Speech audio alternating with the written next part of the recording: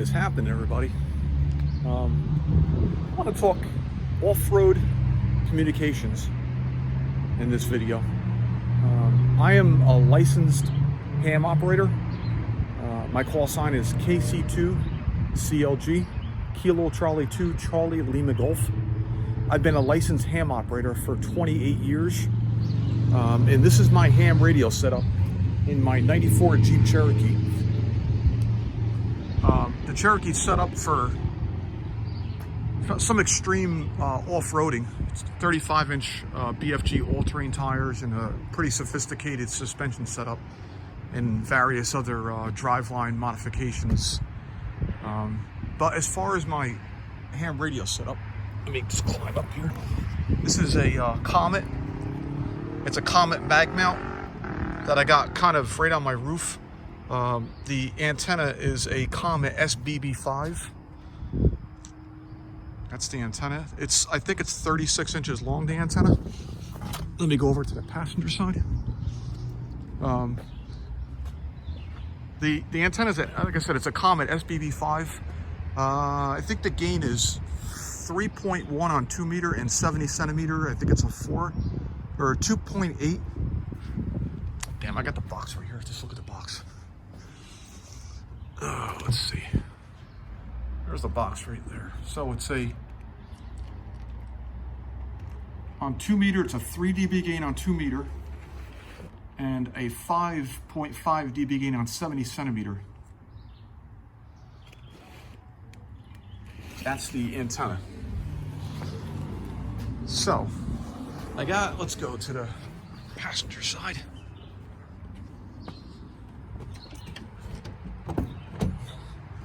The coax goes in through the door. It kind of goes right in back of the seal. In back of the seal right here. And it's not pinching on anything. The body of the radio is tucked under my back seat right there. The feed line I got curled up in probably about a 4 or 5 inch wrap. I got ferrite core RF chokes. I got 2 on the feed line. The body of the radio is grounded from like a ground strap, a copper ground strap right to the chassis. The feed line going from the body of the radio to the faceplate also has chokes. You can see them. You can see that right there. The DC cable has. I have a bunch of chokes on there. I have 4 here, and I have 2 right here. That's the DC power cable that goes right directly to the battery. So that's the body of the radio under the back seat. And then I have my faceplate, which is mounted on a Lido mount, and it's screwed kind of directly. It's just directly screwed right into the side of the console. It's pretty strong. I don't have any issues strength-wise, and the faceplate just kind of pops off. There's 2 magnets right there. See the 2 magnets, and there's the faceplate, and they just kind of stick right to their spot that they like to go in. The radio itself is an ICOM 2730 Alpha. It's a dual band, 2 meter, 70 centimeter radio. I got an ICOM speaker, external speaker mounted right here. It's not really mounted, it's just kind of laying, but it's wedged in this spot, so it's not moving or going anywhere. Like I said, the power cable goes directly to the battery.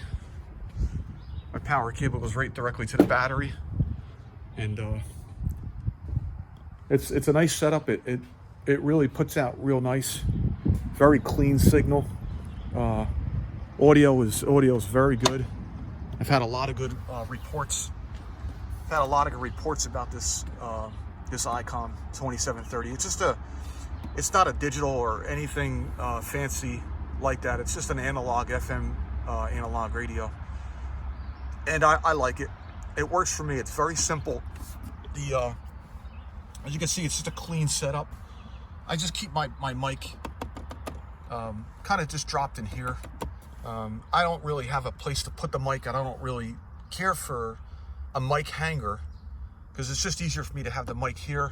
I'll just, I can pick it up out of here, talk, you know, just kind of set it up in there. Works for me. So anyway, I hope you like my little tour of my ham radio setup in my my Cherokee. As far as communication, off-road communication,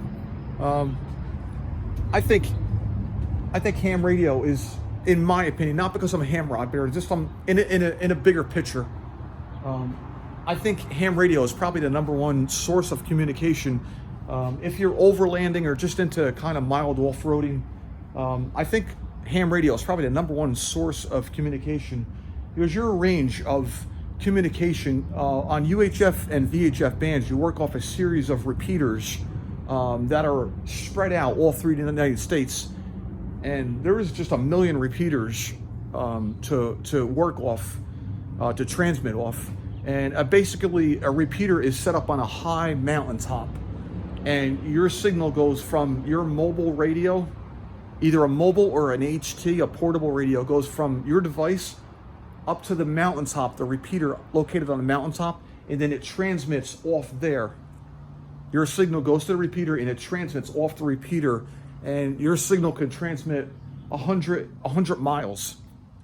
So a station 80 miles away can reach you through the repeater.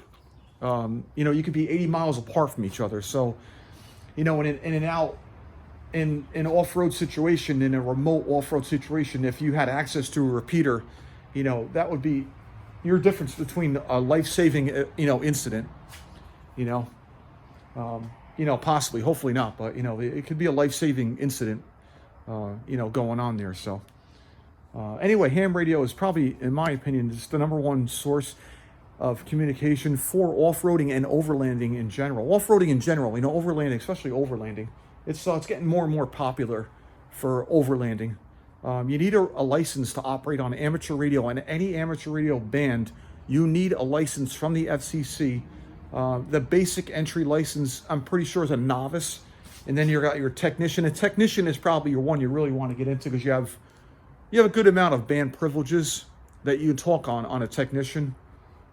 There's bands that you're not allowed to talk on, but it's got a good amount of bands that you're allowed to talk on, especially on UHF and VHF. It's not that difficult to get your tech license. I think you got to pass a question. I'm pretty sure a question pool that's 35 questions on it. It may have changed it, but I'm pretty sure it's just one exam that's 35 questions on the exam. You might want to look into that on the FCC's website.